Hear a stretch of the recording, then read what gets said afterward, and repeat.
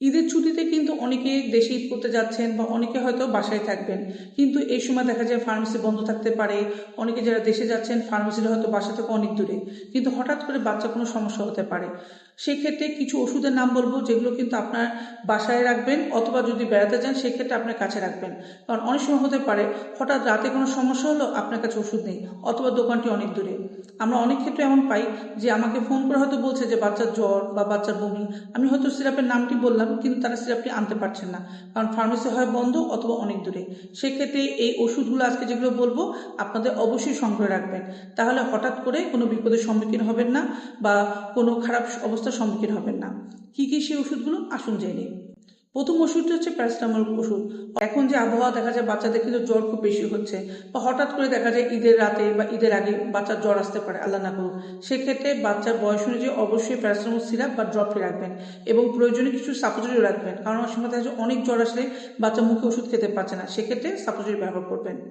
দ্বিতীয় ওষুধটি হচ্ছে বাচ্চা দেখা যায় হয়তো বমি হতে পারে, কারণ এই যে আবহাওয়া খুব গরম বা অনেক সময় কিছু খাওয়া দাওয়া হয়ে যায়, সেক্ষেত্রে হঠাৎ করে বমি শুরু হতে পারে। সেক্ষেত্রে অবশ্যই বাচ্চার জন্য বমি ওষুধটি কাছে রাখবেন। তৃতীয়ত, বাচ্চার পায়খানা হতে পারে। এই যে হজমের সমস্যার কারণে বাচ্চা দেখা যাচ্ছে হঠাৎ করে পাতলা পায়খানা, বা আবহাওয়ার কারণে অনেক সময় অনেক ফল খাওয়া হয়ে যায়, সেক্ষেত্রে অবশ্যই জিঙ্ক সিরাপটি কাছে রাখবেন, এবং প্রয়োজনে ওআরএস অর্থাৎ খাবার স্যালাইনটি আপনার সংগ্রহে রাখবেন। চতুর্থ যে ওষুধটি তা হচ্ছে বাচ্চা দেখা যায় যে খেলাধুলা করছে, হঠাৎ করে পড়ে যে আঘাত পেতে পারে, অথবা আমরা কোরবানির দিন বিভিন্ন আমাদের ছুরি বটি কাছে থাকে, হঠাৎ করে কোনো কারণে কেটে যেতে পারে। সেক্ষেত্রে অবশ্যই অ্যান্টিসেপটিক ওষুধটি রাখবেন, এবং প্রয়োজনে আপনি ব্যান্ডএইডগুলো সাথে রাখবেন।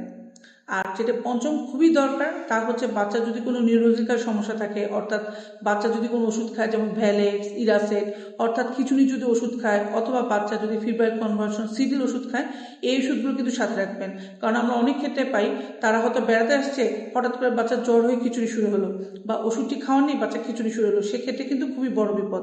তাই অবশ্যই বাচ্চার এই যে খিচুড়ি ওষুধগুলো সাথে রাখবেন, প্রয়োজনে একটি বেশি নিয়ে যাবেন, যেন আপনি প্রয়োজনের সময় ব্যবহার করতে পারেন। তাহলে আশা করি যদি এই ওষুধগুলোর সাথে রাখেন, হঠাৎ করে কোনো খারাপ পরিস্থিতিতে পড়বেন না। ভিডিওটি ভালো লাগলে শেয়ার করে দিতে পারেন, তাহলে অন্যান্য মারা জানবে উপকৃত হবে। আর তারপর আপনাদের কোনো প্রশ্ন থাকলে আমাকে করতে পারেন, আমি উত্তর দেওয়ার চেষ্টা করব।